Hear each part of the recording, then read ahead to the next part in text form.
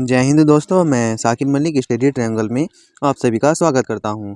दोस्तों, इस वीडियो के अंदर हम पढ़ने वाले हैं टॉप 30 संभावित जीके के प्रश्न जो आपकी परीक्षा में बार बार पूछे जाते हैं।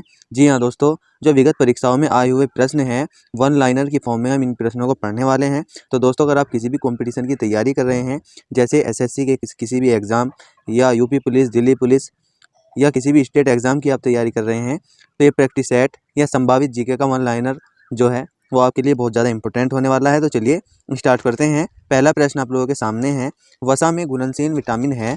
अगर वसा में घुलनशील विटामिन की बात करते हैं तो आपको एक ही ट्रिक याद रखनी है, कीड़ा। जी हाँ दोस्तों, विटामिन के, विटामिन ई, विटामिन डी और विटामिन ए, ये चारों विटामिन जो है वसा में घुलनशील है। अगर हम पानी की बात करते हैं तो विटामिन सी और विटामिन बी ये जो है पानी में घुलनशील हैं।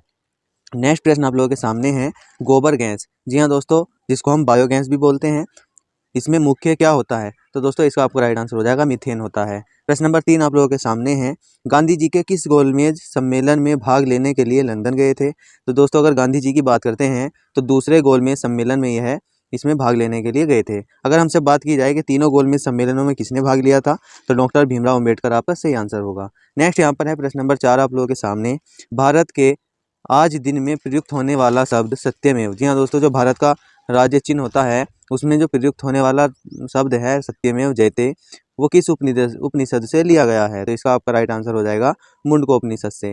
प्रश्न नंबर 5 आप लोगों के सामने है, अष्टाध्यायी। जी हाँ दोस्तों, अष्टाध्यायी जो पुस्तक है उसके लेखक कौन है?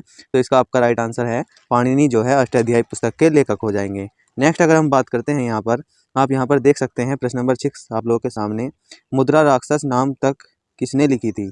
जी हाँ दोस्तों, मुद्रा राक्षस नाम की जो पुस्तक है वो किसने लिखी थी? तो अष्टाध्यायी ने इसकी लिखा था। नेक्स्ट यहाँ पर है प्रश्न नंबर 7 आप लोगों के सामने, नालंदा विश्वविद्यालय की स्थापना किसने की थी? अगर नालंदा विश्वविद्यालय की बात करते हैं जो कि बिहार में है, कुमार गुप्त ने इसकी स्थापना की थी।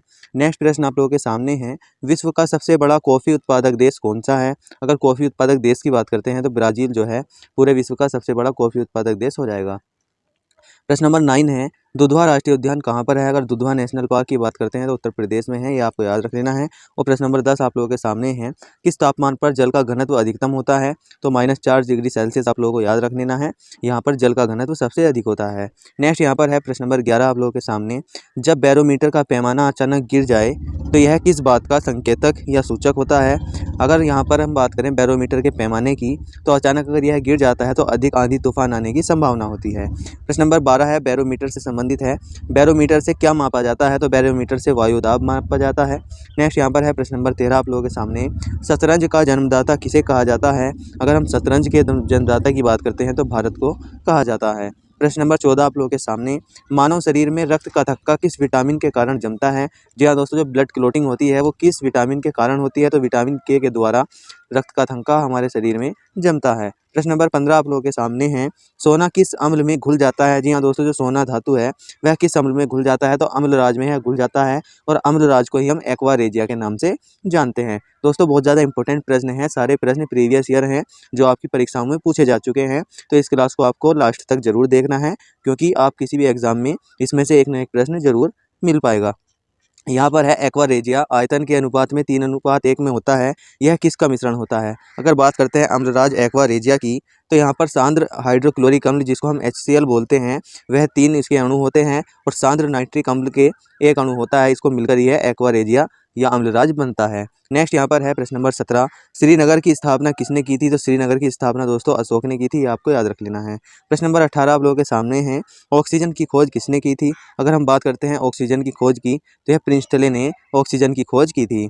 प्रश्न नंबर 19 आप लोगों के सामने है, फाउंटेन पेन के आविष्कारक कौन थे? अगर फाउंटेन पेन की बात करते हैं तो वाटरमैन जो है वो फाउंटेन पेन के आविष्कारक थे। प्रश्न नंबर 20 यहाँ पर है, अल्बर्ट आइंस्टाइन को किस खोज के लिए सन 1921 में नोबेल पुरस्कार दिया गया? जी हाँ दोस्तों, एक इंपॉर्टेंट बात आपको यहाँ पर याद रखनी है, सन 1921 में नोबेल पुरस्कार अल्बर्ट आइंस्टाइन को दिया गया था, और प्रकाश वैद्युत प्रभाव के लिए दिया गया था, ये बात आपको याद रख लेनी है। प्रश्न नंबर 21 यहाँ पर है, भारत की पहली बार रेल कब चली थी? अगर भारत में पहली बार रेल की बात करते हैं तो 16 अप्रैल सन 1853 में भारत में पहली बार रेल चली थी।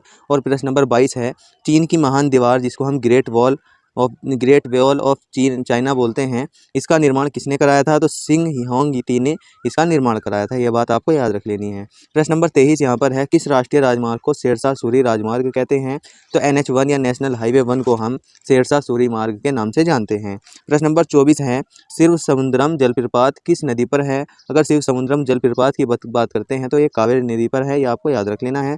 और प्रश्न नंबर 25 यहाँ पर है, किस राज्य में विधानसभा के सदस्यों की संख्या सबसे अधिक है? अगर विधानसभा में सदस्यों की बात करते हैं तो उत्तर प्रदेश में सबसे अधिक संख्या है, जिसकी संख्या 403 है, ये आपको याद रख लेना है। यहाँ पर है प्रश्न नंबर 26, 13 अप्रैल 1919 को जलियांवाला बाग हत्याकांड कराने वाले माइकल और डायर की हत्या लंदन में किसने की थी? जी हाँ दोस्तों, जो 13 अप्रैल 1919 को जलियांवाला बाग हत्याकांड हुआ उसको कराने वाला कौन था? माइकल।